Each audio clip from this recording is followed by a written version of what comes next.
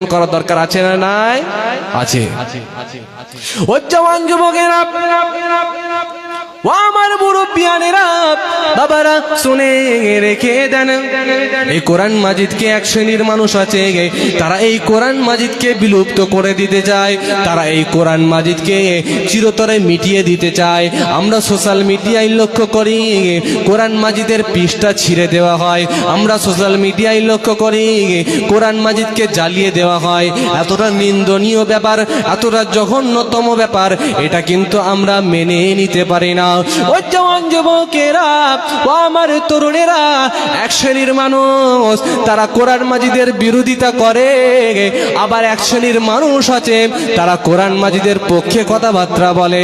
কিছু শ্রেণীর মানুষ আছে তারা কোরআন মাজিদের ভুল ধরতে চায়, কোরআন মাজিদের ভুল ধরার চেষ্টা করে, পরিশেষে তারা কোরআন মাজিদের ভুল খুঁজে না পেয়ে কোরআনের প্রেমে পড়ে ইসলামের ছায়া তলে এসে মুসলমান হয়ে থাকে।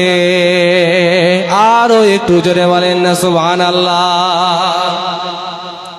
একজন যখন ওই ধরনের একটা ঘৃণিত কাজ করলো, আমেরিকান ওই মহিলা, তিনি যখন এরকম একটা আপনার ঘৃণিত যখন কাজ করেছে, প্রকাশ্যে আপনার সোশ্যাল মিডিয়ায় এসে বিবৃতি দিচ্ছে আর অগ্নি অস্ত্রের মাধ্যমে যখন কোরআন মাজিদকে যখন জ্বালিয়ে দিচ্ছে, এই ঘটনাগুলো দেখে আমাদের অন্তরে দুঃখ লাগে, অন্তরে ব্যথা লাগে, বেদনা লাগে। আবার একদিকে আমরা সোশ্যাল মিডিয়ায় লক্ষ্য করি আমার একজন হিন্দু ভাই, তিনিও নবী মুহাম্মদ সাল্লাল্লাহু আলাইহি ওয়াসাল্লামকে ভালোবাসে, তিনিও কোরআন মাজিদকে ভালোবাসে, তিনার নাম হচ্ছে আপনার নুকুর কুমার বলে নাম, বাংলাদেশে বাড়ি। আমার একটা হিন্দু ভাই, তিনি কি করছেন? প্রতিবাদ করছেন যে তোমরা কোরআন মাজিদকে পুড়িয়ে দিচ্ছ, তোমরা কোরআন মাজিদকে জ্বালিয়ে দিচ্ছ, আর তোমরা মনে করছো হয়তো যে এই কোরআন মাজিদকে বিলুপ্ত করে দিতে পারবে একটা দুটো কোরআনকে জ্বালিয়ে। আমি নুকুর কুমার দাস বলছি তোমরা কখনোই পারবে না।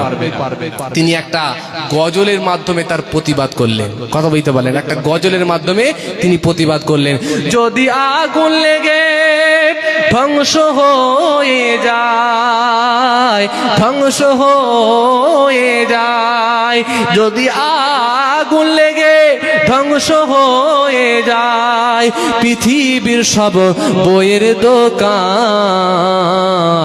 তবু বিশ্ব থেকে হারাবে না পবিত্র কোরআন। জোরে হয় না সুবহানাল্লাহ। তবু বিশ্ব থেকে হারাবে না পবিত্র কোরআন। যদি আগুন লেগে ধ্বংস হয়ে